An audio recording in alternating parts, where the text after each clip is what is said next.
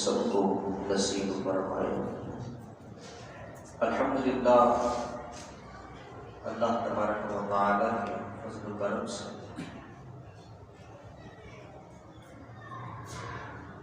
گزشتہ جمعہ مبارک میں امت محبوب صلی اللہ تعالی علیہ وآلہ وسلم کے فضائل کے تعلق سے آپ کی بارگاہ میں معروضات پیش کی تھی۔ جیسا کہ آقا جہاں صلی اللہ تعالی علیہ وآلہ وسلم کا مبارک فرمان بیان کیا گیا کہ ہزاروں امتوں میں تم میرے حصے میں آئے۔ آقا علیہ السلام کی اپنی امت سے اپنائیت بیان کی،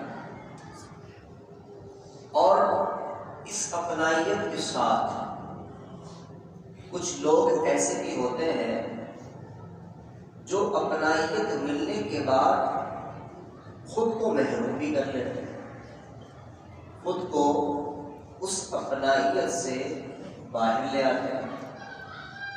تو اسی طرح آقا جہاں صلی اللہ تعالی علیہ وسلم نے اپنی محبت کا بیان فرما دیا کہ پیارے آقا صلی اللہ تعالی علیہ وآلہ وسلم اپنی امت سے اتنا پیار فرماتے ہیں، اور آقا علیہ السلام کے اس پیار بھرے جملے میں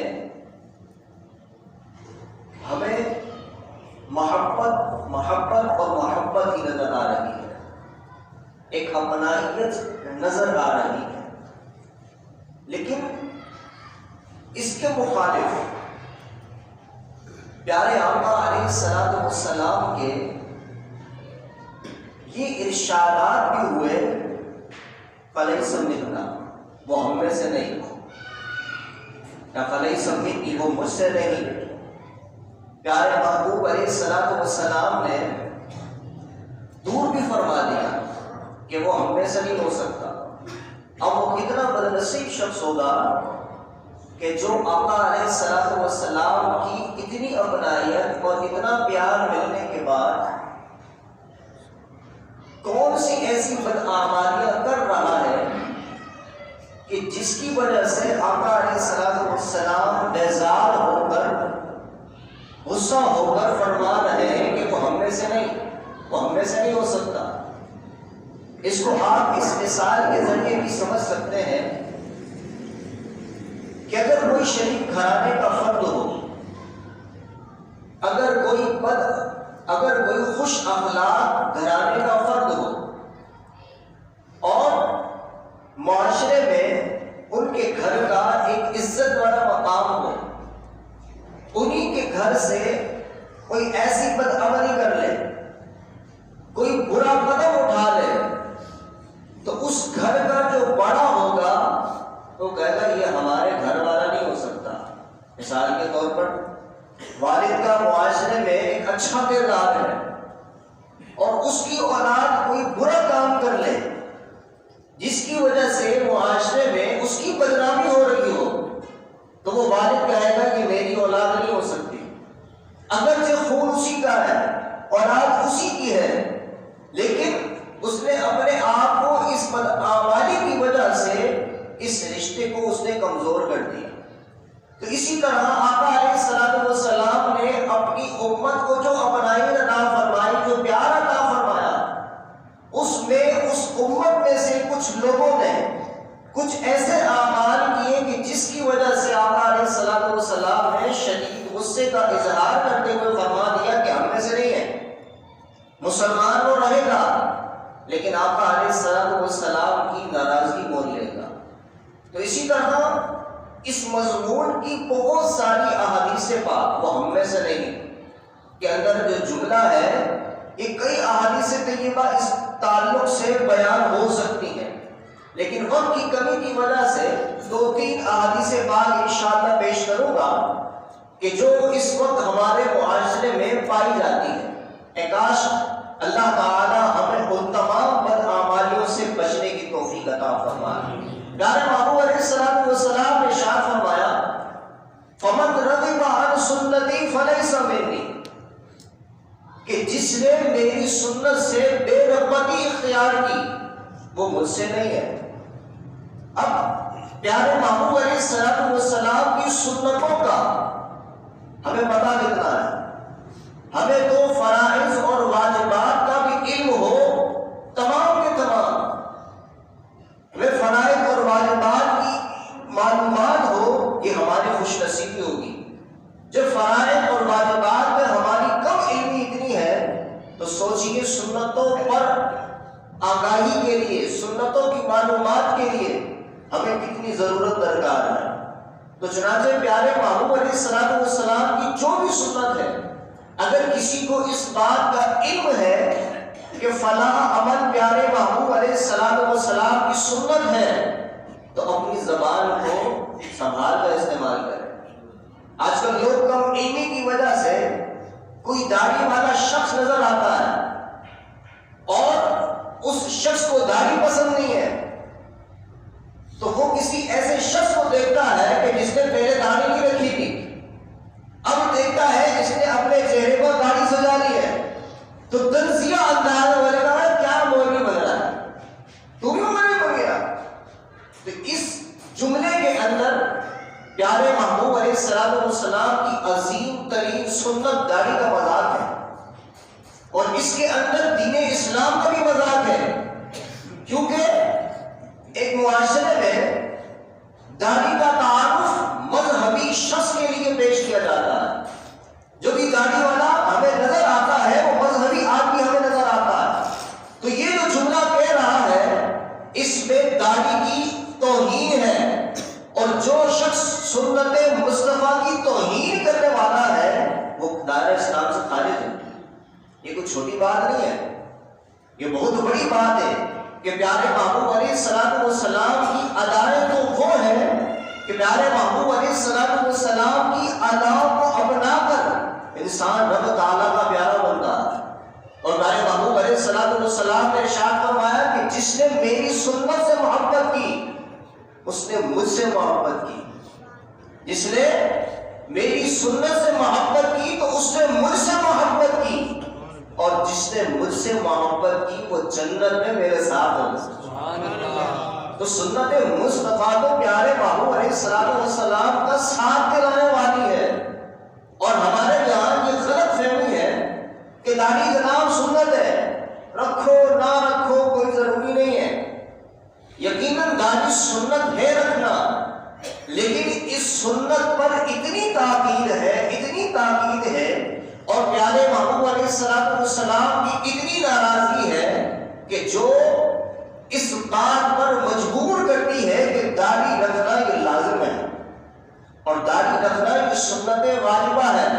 یہ وہ سنت نہیں جو جناب چھوڑ دی تو گناہگار نہیں ہوں گے۔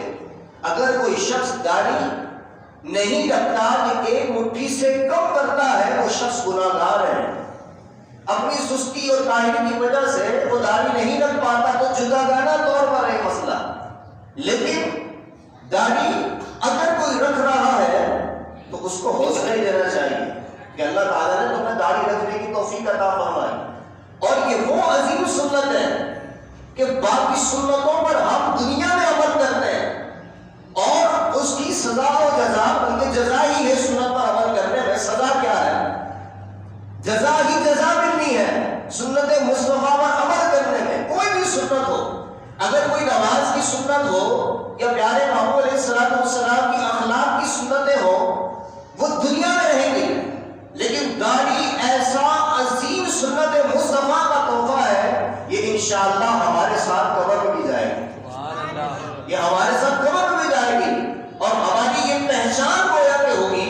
اللہ کی رحمت سے امید رکھنے میں کیا بعید ہے کہ پیارے محبوب علیہ السلام کی یہ سنت سجا کر ہم اپنی قبر میں جائیں، اور اسی سنت مصطفیٰ پر عمل کرنے کی وجہ سے ہماری قبر میں روشنی ہی روشنی ہو جائے۔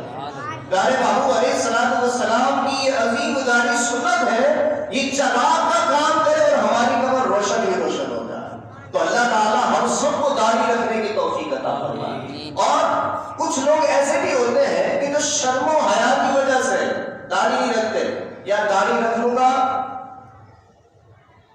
میں کیسے اپنا منہ لے کر جاؤں گا دنیا والوں کے سامنے؟ جیسا کہ کوئی بہت برا کام ہے، بے حیائی والا کام ہے، لوگ گالیاں دیتے ہوئے نہیں شرماتے، لوگ گانا گاتے ہوئے نہیں شرماتے، تو داڑھی رکھنے میں کی شرم ہے؟ اور ایک تعداد وہ بھی ہوتی جناب شادی کے بعد رکھیں گے، جناب کوئی بھی داڑھی والا ایسا نہیں ہے کہ جس کو رشتہ نہ ملتا ہو۔ مسجد کے امام مؤذن شادی شدہ ہوتے ہیں، انہیں لڑکی مل جاتی ہے، داڑھی والے کو لوگ دے دیتے ہیں۔ جب سود کھانے والے کو، حرام کھانے والے کو، شرابی کو لوگ بیٹیاں دے دیتے ہیں، تو جناب یہ تو پیارے محبوب علیہ الصلوۃ والسلام کی سنت پر عمل کرنے والا ہے، اسے کوئی اپنی بیٹی کیوں نہیں دے گا؟ آپ رشتے سے بے فکر رہیں، انشاءاللہ ہمارے نوجوان بھی داڑھی رکھیں، زندگی موت کا کیا بھروسہ؟ جو زندگی کی سانسیں چل رہی ہیں، اسی میں اگر اللہ تعالیٰ توفیق دے دے تو داڑھی رکھیں، اللہ تعالیٰ ہم سب کو عمل کی توفیق عطا فرمائے۔ تو پیارے محبوب علیہ الصلوۃ والسلام کی یہ حدیث پاک کہ جو سنت سے بے رغبتی کرنے والا ہے وہ ہم میں سے نہیں۔ اسی کے ساتھ پیارے محبوب علیہ الصلوۃ والسلام نے یہ بھی ارشاد فرمایا، من اجاب السلام فہو له ومن لم یجب السلام فلیس منا، کہ جس شخص نے سلام کیا تو اسے ثواب ملے گا، اور جس شخص نے جواب نہ دیا وہ ہم میں سے نہیں۔ سلام کرنا ویسے سنت ہے، لیکن ہم کسی پر غصہ ہے، اس نے ہمیں سلام کیا، ہم نے جواب نہیں دیا، منہ بنا دیا، ہم اپنی ناراضگی کی وجہ سے کسی کے سلام کا جواب نہیں دیتے، تو یاد رکھیے پیارے محبوب علیہ الصلوۃ والسلام فرما رہے وہ ہم میں سے نہیں ہے جو سلام کا جواب نہ دے۔ اور سلام مسلمان بھائی جو آپس میں دو ملاقات کرتے ہیں، ان میں جو سلام کرنے والا ہے پیارے محبوب علیہ الصلوۃ والسلام ارشاد فرماتے ہیں اس پر 90 رحمت نازل ہوتی ہیں، اور جو جواب دینے والا ہے اس پر اللہ تعالیٰ کی 10 رحمتیں نازل ہوتی ہیں۔ یہ بعض لوگ غصے کی وجہ سے جواب نہیں دیتے، ناراضگی کی وجہ سے جواب نہیں دیتے، لیکن کچھ لوگ ایسے ہوتے ہیں کہ جنہیں سلام کرو آگے سے بولیں گے کیا حال ہے، خیریت سے ہو؟ جناب ہم نے سلام کیا ہے، آپ خیریت جواب کے بعد معلوم کیجئے گا۔ تو لہذا سلام کرنا تو سنت ہے، لیکن اگر کوئی ہمیں سلام کرتا ہے تو اس کا جواب دینا ہم پر لازم ہے، واجب ہے۔ اگر سلام کا جواب نہیں دیا تو گناہگار ہوں گے۔